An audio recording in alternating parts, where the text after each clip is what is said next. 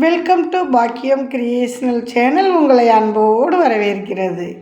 இன்றைக்கி நம்ம சேனலில் என்ன வீடியோஸ் போட போகிறோம்னா, இந்த பூ தாங்க மிஷினில் தைக்க போகிறோம். அதுக்கு இந்த பேப்பர் கொஞ்சம் ஒரு 3/4 இன்ச்சில் வெட்டி வச்சுருக்கேன். இந்த பேப்பரை வச்சு தான் நம்ம தைக்க போகிறோம். வாங்க இப்போ போய் எப்படி தைக்கிறதுன்னு உங்களுக்கு சொல்கிறேன்.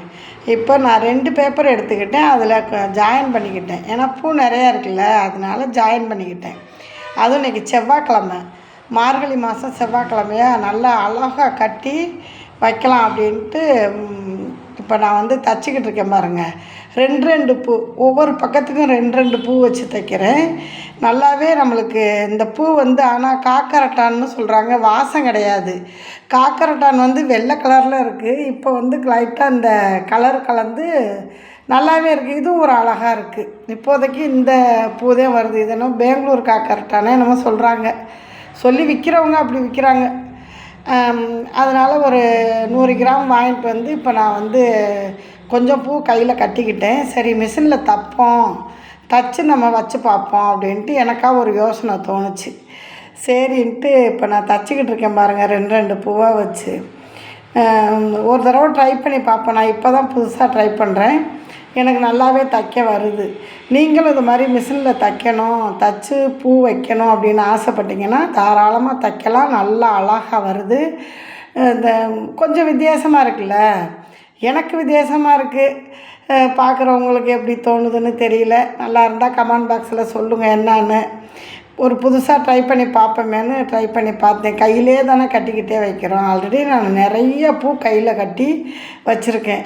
இப்போ மிஷினில் தைச்சிருக்கேன். எப்படி இருக்குன்னு பார்ப்போம். நம்மளே வாங்கிட்டு நம்மளே அதை கையால் கட்டி தலையில் வைக்கிறதும் சந்தோஷம்.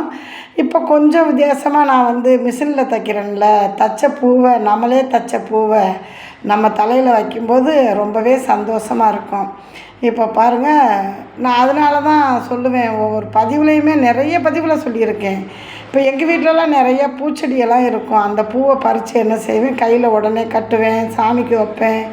நம்ம பாபாவுக்கு வச்சுக்கிட்டு நான் லைவெல்லாம் போடுவேன். ரொம்ப சந்தோஷமாக இருக்கும் எனக்கு. நீங்களும் அது மாதிரி கொஞ்சோண்டு இடமா இருந்தாலும் பூச்செடி வைங்க.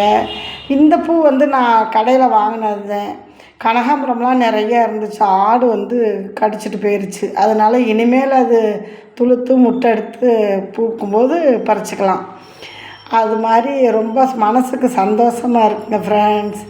நீங்கள் இது மாதிரி பூ வாங்கி உங்கள் வீட்டில் ஒரு தையல் மிஷின் இருந்துச்சுன்னா தைச்சி பாருங்கள். கண்டிப்பாக நல்லா தைக்க வரும். ட்ரை பண்ணி பாருங்கள். விடாமுயற்சி தானே வாழ்க்கையின் ஒரு வெற்றி பாதை. அதனால் இது எனக்கு கொஞ்சம் ரொம்ப நாள் நான் யோசிச்சுக்கிட்டே இருந்தேன். நம்ம இந்த மாதிரி பூ வாங்கி மிஷினில் தைச்சி பார்க்கணுன்னு யோசிச்சுக்கிட்டே இருந்தேன். ஆனால் சரி இன்றைக்கி ஃப்ரீயாக இருந்தேன். சரி நம்ம இதை தைச்சிருவோம் அப்படின்னு தைச்சிருக்கேன் பாருங்கள். நல்லா இருக்கா?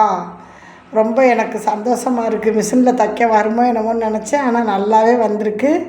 இப்போ நம்ம மிஷினில் தைச்ச பூவை நானே தலையில் வைக்கிறேன் பாருங்கள். எனக்கு ரொம்ப மகிழ்ச்சியாக இருக்குது. நீங்களும் பூ இருந்துச்சுன்னா இது மாதிரி ட்ரை பண்ணி பாருங்கள். நம் உறவுகள், சொந்தங்கள், சப்ஸ்கிரைபர்கள், இனிமேல் கிடைக்கும் எனது புதிய நண்பர்கள், சப்ஸ்கிரைபர்கள் அனைவருக்கும் இந்த வீடியோ பிடிச்சிருந்துச்சுன்னா நம்ம சேனலை மறக்காமல் ஃபாலோ பண்ணிட்டு வாங்க. உங்களுடைய சப்போர்ட்டையும் எனக்கு கொடுங்க. நம்ம பாக்கியம் கிரியேஷனல் சேனலுக்கு ரொம்பவே சப்போர்ட் தேவைப்படுது. நான் இதெல்லாம் நம்ம யூடியூப்பில் போடுறோம் அப்படிங்கிறது எனக்கு ரொம்ப சந்தோஷமாக இருக்குது. யூடியூப்புக்கு நான் நன்றி சொல்லிக்கிறேன். ஓகே ஃப்ரெண்ட்ஸ், இந்த வீடியோ பிடிச்சிருந்தா மறக்காமல் லைக் பண்ணுங்கள், ஷேர் பண்ணுங்கள், உங்கள் ஃப்ரெண்ட்ஸுகளுக்கும் சொல்லுங்கள். பாய். மீண்டும் அடுத்த வீடியோவில் சந்திப்போம்.